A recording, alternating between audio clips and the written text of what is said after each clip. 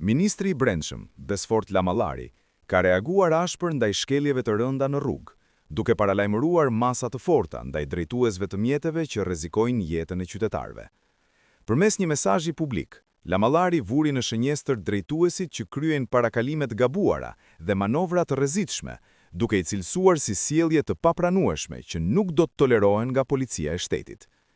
Ja dhe trimat në timon, me parakalimet gabuara e manovra teje të rrezikshme, që kursesis do të tolerohen nga policia e shtetit, u shpreh ministri. Ai theksoi se përveç kontrolleve në terren, rolin kryesor në evidentimin e shkeljeve po e luan edhe teknologjia, e cila sipas tij është e pakompromis ndaj shkelësve. Nëse mendoni se mund t'i fshiheni efektivëve rrugores, syrit të pagabueshëm të teknologjisë nuk mund t'i shpëtoni sidoqoftë. Çdo gabim mund të kushtoj shtrenjtë dhe sjellje të tilla do të ndëshkohen, paralajmëroi Lamallari. Ministri apeloi për më shumë kujdes dhe përgjegjësi në rrugë, duke theksuar se siguria rrugore mbetet një prioritet kryesor dhe çdo shkelje do të përballet me ligjin.